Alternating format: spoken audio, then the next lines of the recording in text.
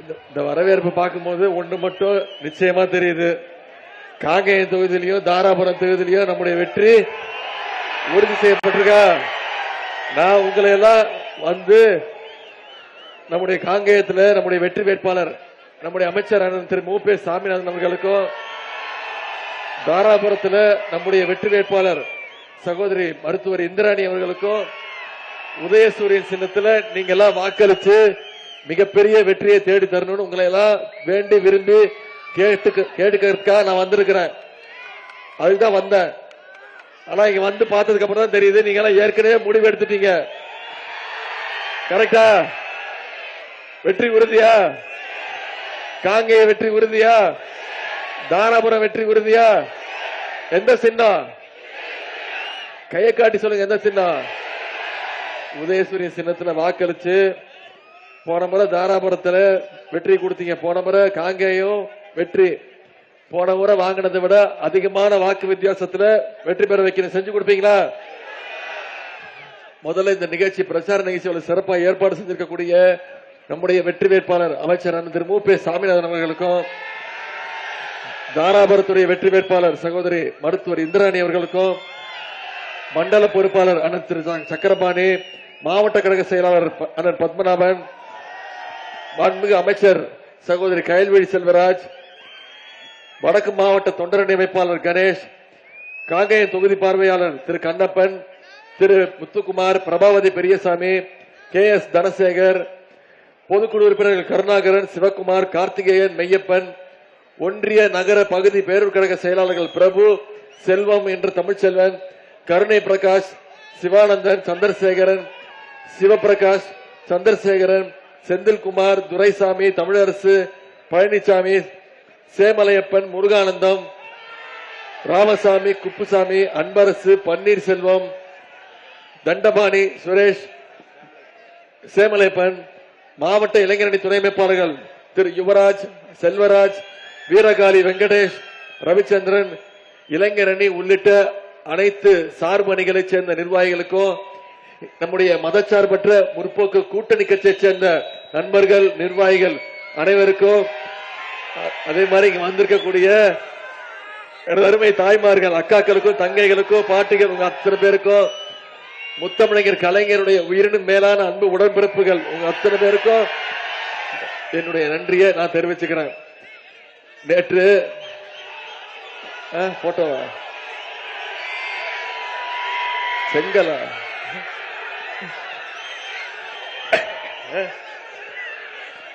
போட்டோவா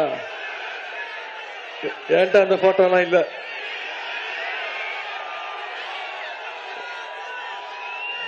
photo காட்டுறேன், போறதுக்கு முன்னாடி காட்டுறேன். நேற்று மதுரை, தேனி, திண்டுக்கல் எல்லா தொகுதியிலும் எல்லா மாவட்டங்களையும் முடிச்சுட்டு இன்னைக்கு காலைல தான் திருப்பூர் மாவட்டத்துக்குள்ள நுழையிறேன். இதான் திருப்பூர் மாவட்டத்தில் முதல் நிகழ்ச்சி. உங்களுடைய எழுச்சியோ உற்சாகத்தை பார்க்கும் போது இந்த திருப்பூர் மீண்டும் திமுகவுடைய கோட்டைங்கிறத நிரூபிக்க போறீங்க. கரெக்டா? இந்த திருப்பூர் மாவட்டம் எப்பவுமே பாத்தீங்கன்னா தொழிலாளர்கள் நிறைஞ்ச மாவட்டம், தொழில் நிறுவனங்கள் அதிகமா இருக்கக்கூடிய மாவட்டம், உழைப்புக்கும் தொழில் வளர்ச்சிக்கும் எடுத்துக்காட்டா இருக்கக்கூடிய மாவட்டம் இந்த திருப்பூர் மாவட்டம். இந்த திருப்பூர் மாவட்டத்துடைய வளர்ச்சி அடுத்த கட்டத்துக்கு போகணும்னா மீண்டும் நம்முடைய திராவிட மாடல் ஆட்சி அமையணும். சங்கை கூட்டத்தை உள்ள விட்டோம்னா இந்த மாவட்டத்துடைய வளர்ச்சியை கெடுத்துருவாங்க, அடியோடு நிப்பாட்டிடுவாங்க. தொழில் வளர்ச்சி அதிகரிக்கணும்னா, தொழிலாளர்களுடைய நலன் பாதுகாக்கப்படணும்னா அது நம்முடைய திராவிட முன்னேற்ற கழக ஆட்சியால மட்டும்தான் முடியுங்கிறத நாம அடிக்கடி உணர்த்தி காட்டியிருக்கிறோம். இதை உணர்ந்து நீங்க திருப்பூர் மாவட்ட மக்கள் கழகத்திற்கு, உதயசூரியன் சின்னத்திற்கு, காங்கேயத்தில் அண்ணன் மு.பி. சாமிநாதன் அவர்களுக்கு உதயசூரியன் சின்னத்திலையும், தாராபுரத்தில் சகோதரி இந்திராணி அவர்களுக்கு உதயசூரியன் சின்னத்திலையும் வாக்களிச்சு இந்த 2 தொகுதியுடைய வெற்றியை நீங்க உறுதி செய்யணும். செஞ்சு கொடுப்பீங்களா? அண்ணன் சாமிநாதன் அவர்களை பத்தி நான் விட அதிக சொல்ல தேவையில்லை, அவர் அறிமுகப்படுத்த வேண்டிய அவசியம் இல்லை. உங்க அத்தனை பேருக்கும் தெரிஞ்சவர் தான் அண்ணன் திரு சாமிநாதன் அவர்கள். அமைச்சராக 2 முறை மிகச் சிறப்பாக பணியாற்றியவர். இந்த காங்கேயம் தொகுதியுடைய வளர்ச்சிக்கு பல்வேறு திட்டங்களை இந்த பகுதிக்கு கொண்டு வந்தவர். 40 ஆண்டு காலம் கழகத்தில் இளைஞரணியில இணைஞ்சு படிப்படியாக முன்னேறி இன்றைக்கு மாவட்ட கழக செயலாளராக, அப்புறம் இப்போ கழகத்துடைய துணை பொதுச் செயலாளராக தன்னுடைய பணி மூலம் ஒவ்வொரு படியாக முன்னேறி வருபவர். கழக பணி, மக்கள் பணி ரெண்டுத்திலையும் சிறப்பா செயல்படக்கூடியவர் தான் அண்ணன் வெள்ளக்கோயில் சாமிநாதன் அவர்கள். எப்போதுமே சிரிச்ச மூஞ்சோட மகிழ்ச்சியோட யாரை பார்த்தாலும் இன்னொன்னு வச்சுக்கோங்க, வெறும் தேர்தலுக்கு தேர்தல் வந்து உங்களை பார்க்கக்கூடியவங்க கிடையாது. உங்க ரெண்டு பேரும் என்னைக்கும் உங்களோட இருக்கக்கூடியவங்க, வருஷம் முழுக்க உங்களோடு உங்களுடைய சுக துக்க நிகழ்ச்சி அனைத்திலையும் பங்கேற்று உங்க குடும்பத்தில் ஒருத்தரா இருக்கக்கூடியவங்க தான் அண்ணன் சாமிநாதன் அவர்களும் சகோதரி இந்திராணி அவர்களும். இவங்கள இந்த முறை சட்டமன்றத்துக்கு அனுப்பிச்சு வச்சிருங்க, அதை மிஸ் பண்ணிடாதீங்க. அண்ணன் சாமிநாதன் அவர்கள் எல்லோரிடத்திலையும் இனிமையோடு பழகக்கூடியவர். நீங்க வெற்றி பெற வச்சீங்கன்னா இந்த காங்கேயத்துடைய வளர்ச்சியை நிச்சயம் அடுத்த கட்டத்துக்கு எடுத்து செல்வார். அதே மாதிரி இந்த காங்கேயத்துக்கு பல்வேறு திட்டங்களை, சாதனைகளை நாம செஞ்சிருக்கிறோம். எடுத்துக்காட்டுக்கு சிலது மட்டும்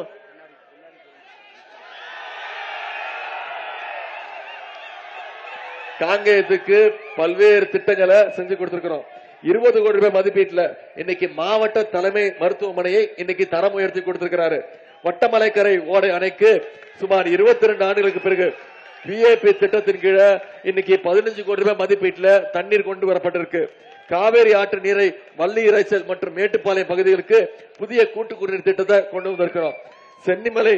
சென்னிமலை ஒன்றியத்துக்குள்ள 434 ஊரக குடியிருப்புகளுக்கு 18 கோடி ரூபாய் மதிப்பீட்டுல காவிரி கூட்டு குடிநீர் திட்டம் கொண்டு வந்திருக்கிறோம். திருப்பூர் மாவட்டத்தில் இனாம் நிலங்களை ஏற்பட்டுள்ள பூஜ்ஜிய மதிப்பு குறைகளை சரி செய்ய சிறப்பு மாவட்ட அலுவலர் ஸ்பெஷல் டிஆர்ஓ நியமனம் செய்யப்பட்டிருக்கு. அதே மாதிரி கோவில் நிலங்களில் உள்ள பிரச்சனைகளும் நிச்சயம் தீர்க்கப்படும். வெள்ளக்கோயில் நகர பகுதியில் 6 கோடி ரூபாய் மதிப்பீட்டுல கழிவுநீர் சுத்திகரிப்பு மற்றும் மறுசுழற்சி நிலையம், வார சந்தையை மேம்படுத்த 4 கோடி ரூபாய் ஒதுக்கீடு செய்யப்பட்டு இன்னைக்கு புனரமைப்பு பணிகள் நடைபெற்று வருகிறது. சிவன் மலையில மலைக்கோவிலுக்கு செல்ல புதிய தார் சாலை அமைச்சு கொடுத்திருக்கிறோம். அமராவதி ஆற்றின் அருகே 3 கோடி ரூபாய் மதிப்பீட்டுல புதிய டேம் கட்டி கொடுத்திருக்கிறோம். 50 லட்சம் ரூபாய் மதிப்பீட்டுல பிரம்மாண்டமான காங்கேயம் காலை சிலை வச்சு கொடுத்திருக்கிறோம். தாசவநாயக்கம்பட்டியில புதிய துணை சுகாதார நிலையம் கட்டி கொடுத்திருக்கிறோம். இப்படி பல்வேறு திட்டங்களை இந்த பகுதிக்கு செஞ்சு கொடுத்திருக்கிறோம். அந்த உரிமையில உங்ககிட்ட மீண்டும் காங்கேயத்துல உதயசூரியன் உதிச்சாவணும். அதற்கு அண்ணன் வெள்ளக்கோயில் சாமிநாதன் அவர்களுக்கு உதயசூரியன் சின்னத்தில் வாக்களிச்சு மிகப்பெரிய வெற்றியை தேடி தரணும். அதே மாதிரி நம்முடைய தாராபுரம் வேட்பாளர் மருத்துவர் இந்திராணி அவர்கள் கடந்த முறை இங்க நம்முடைய அமைச்சர் கைல்வெளி செல்வராஜ் அவங்க வெற்றி பெற்றாங்க. அதை விட அதிகமான வாக்கு வித்தியாசத்துல நம்முடைய வெற்றி வேட்பாளர் இந்திராணி அவர்களை, ஒரு மருத்துவர், கழக குடும்பத்தை சேர்ந்தவர், படிச்சவர், இவங்களுடைய சொந்த சகோதரி அக்கா சாந்தகுமாரி இந்த தொகுதியுடைய சட்டமன்ற உறுப்பினராக ஏற்கனவே மக்கள் பணியாற்றிருக்கிறார். இந்திராணி அவர்கள் மாவட்ட மருத்துவர் அணி அமைப்பாளராக சிறப்பாக செயல்பட்டதனால இன்னைக்கு நம்முடைய தலைவர் அவர்கள் இந்த வாய்ப்பை அவங்களுக்கு கொடுத்திருக்கிறாங்க. நீங்க கூப்பிட்ட குரலுக்கு ஓடோடி வந்து உங்களுக்கு பணி செய்ய காத்திருக்கிறாங்க. இவங்க 2 பேரும் வெற்றி பெற வச்சிருவீங்களா?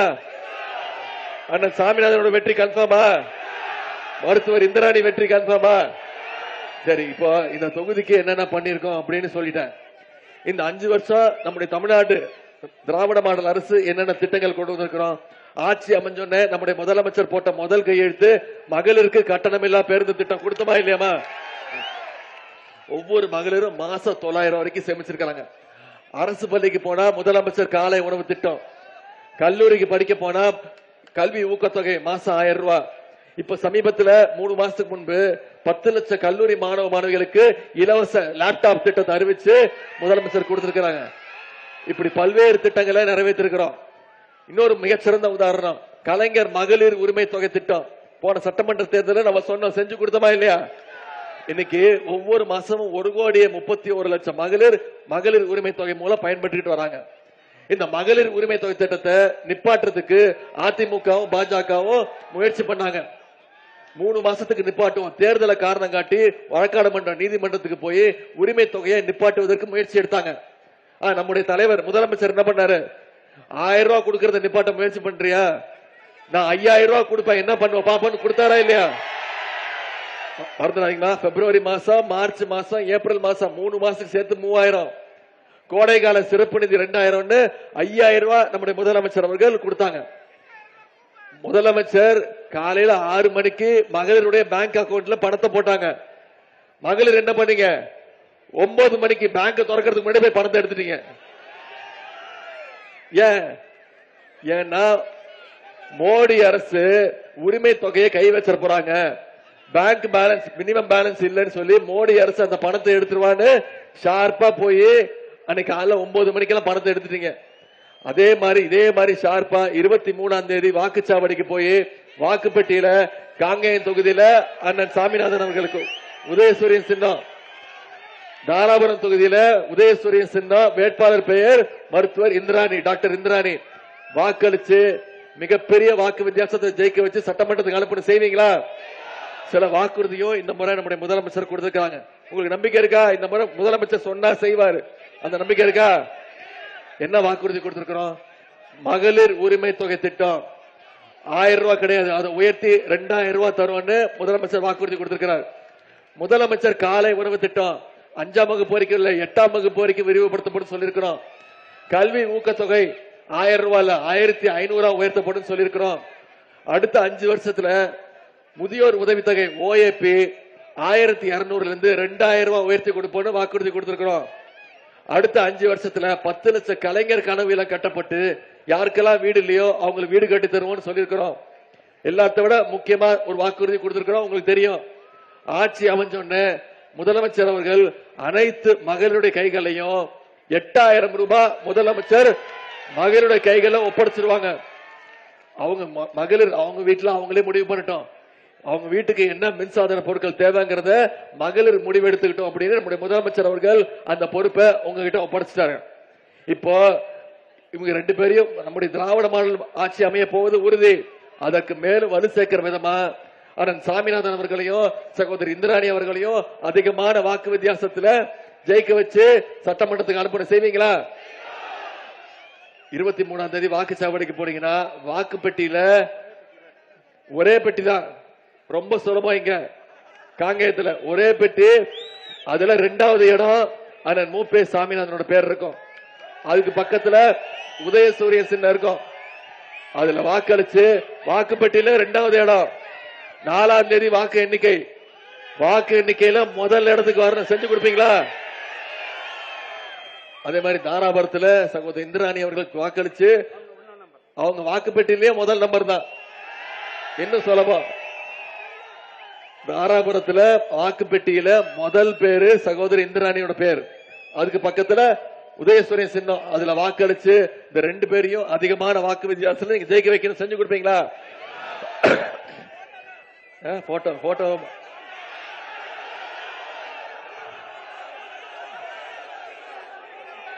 போன் கொடுப்போம்.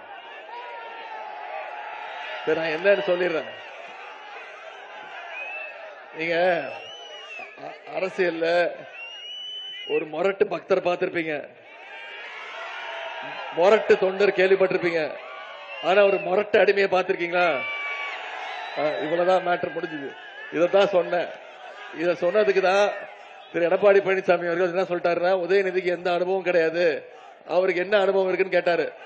நான் சொன்னேன், ஆமா எனக்கு அனுபவம் கிடையாதுதான், இந்த அனுபவம் எனக்கு கிடையாதுன்னு சொன்னேன்.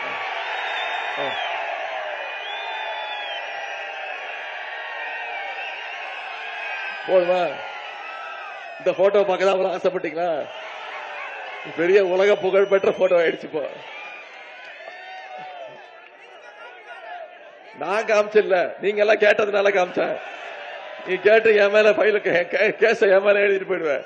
அவர் எப்படி எப்படி திட்டுறாரு தெரியுமா? என்ன இப்போ கண்ணாப்பண்ணான்னு திட்டுறாரு, செத்து போயிருக்கலான்றாரு, என் உயிரை வாங்குறான் அப்படின்றாரு. இது எனக்கு தேவையா? நம்முடைய தலைவர் சொல்ற மாதிரி இதை மட்டும் ஞாபகம் வச்சுக்கோங்க. வர்ற சட்டமன்ற தேர்தல் இந்தியா தமிழ்நாடு வெர்சஸ் டெல்லி. டெல்லிய இந்த முறை வீழ்த்தி ஆகணும்.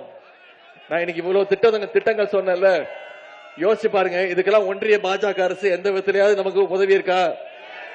தமிழ்நாட்டுக்கான திட்டங்கள் கொடுக்கறாங்களா? நம்ம கேட்கிற நிதியை கொடுக்கறாங்களா? எதுவுமே கொடுக்கறது இல்ல. தமிழ்நாட்டை தொடர்ந்து டெல்லி புறக்கணிச்சிட்டு இருக்கு. ஒன்றிய பாஜக அரசு தமிழ்நாட்டை தொடர்ந்து புறக்கணிக்குது. கல்வி நிதி கொடுக்கறது இல்ல. தமிழ்நாட்டு உரிமை ஒவ்வொரு மாநில உரிமைகளா படிச்சுட்டு இருக்காங்க. இப்ப பாத்தீங்கன்னா நேத்து டீலிமிட்டேஷனை கொண்டு வருவாங்க.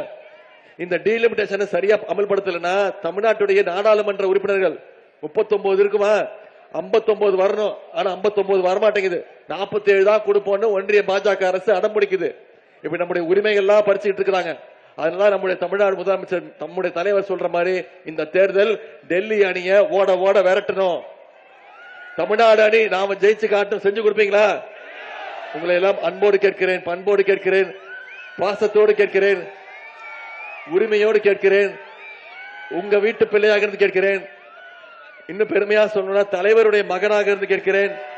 இன்னும் பெருமையா பூரிப்பா சொல்லணும்னா முத்தமிழர் டாக்டர் கலைஞருடைய பேரனாக இருந்து கேட்கிறேன். உதயசூரியன் சின்னத்துல அண்ணன் சாமிநாதன் அவர்களுக்கு காங்கேயம் தொகுதியிலும் தாராபுரம் தொகுதியில உதயசூரியன் சின்னத்துல சகோதரி இந்திராணி அவர்களுக்கு வாக்களிச்சு அதிகமான வாக்கு வித்தியாசத்துல ஜெயிக்க வச்சு சட்டமன்றத்துக்கு அனுப்புங்க. உங்களுடைய வரவேற்புக்கு நன்றி நன்றி நன்றி.